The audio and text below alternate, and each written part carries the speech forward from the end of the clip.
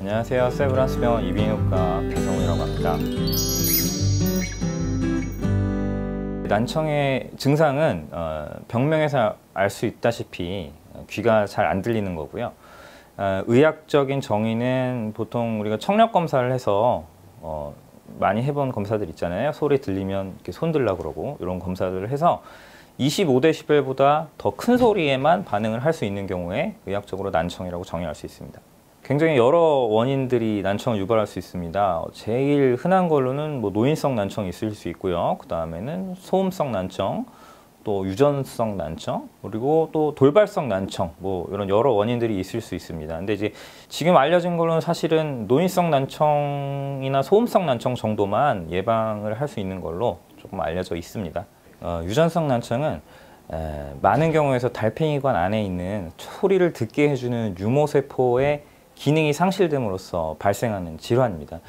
근데 이게 이제 왜 상실되는지는 여러 가지 유전자들이 영향을 미치기 때문에 개인마다 다 차이가 있습니다. 그래서 원인을 밝히려면 개개인별로 다 유전자 검사를 해야 되는 면이 있어서 어떤 위험성이 있는 분들이 그게 잘 걸린다고 말씀드리긴 조금 어려운 면이 있습니다. 소음성 난청 같은 경우는 큰 소리를 지속적으로 들으시는 분들이 아주 난청에 걸릴 확률이 높은데요. 예를 들어서는 공장이나 큰 소리가 나는 비행기 관련 쪽에서 일하시는 분들이 난청이 생길 확률이 높다고 알려져 있습니다. 그리고 요새는 또 이어폰 같은 거를 많이 사용을 하시는데 저희가 그냥 일반적으로는 볼륨으로 들을 때는 큰 문제는 없지만 특히나 지하철이나 이렇게 소음 환경에서 음악을 들으려면 볼륨을 더 높이게 됩니다.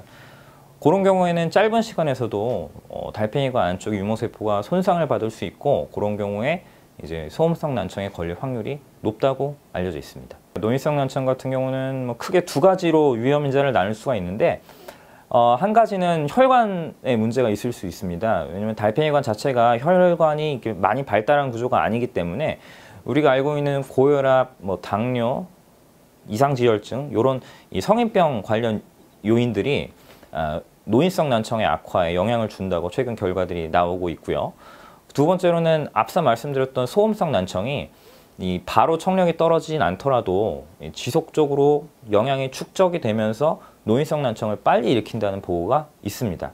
그래서 소음성 난청의 위험 인자가 노인성 난청의 위험 인자와 공유할 수 있다고 말씀드릴 수 있겠습니다. 유전성 난청 같은 경우는 예방하기는 물론 좀 어려운데 보통 1000명 중에 한두 명 정도 신생아들이 겪는다고 알려져 있는데요.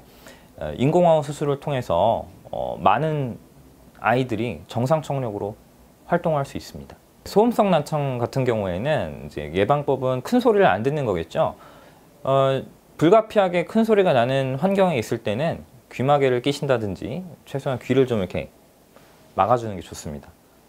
그리고 치료법으로는 사실은 소음성 난청 같은 경우에는 완전히 청력이 떨어지는 아예 안 들리게 되는 경우는 별로 없기 때문에 사실 보청기로 어느 정도 치료를 하고 있는 수준입니다. 노인성 난청 같은 경우에는 앞서 말씀드린 위험 요소들, 그러니까 성인병 관리를 잘 해주시고 두 번째로서는 소음성 난청의 예방과 마찬가지로 큰 소리가 들리는 환경을 최대한 피하시는 게 노인성 난청이 이제 빨리 오는 것을 예방할 수 있고요. 그리고 노인성 난청의 치료로는 역시 경도일 때는 보청기, 아예 안 들릴 때까지 청력이 떨어질 때는 노인성 난청 같은 경우에도 인공호흡 수술을 통해서 청각 재활을 시도해 볼 수 있습니다.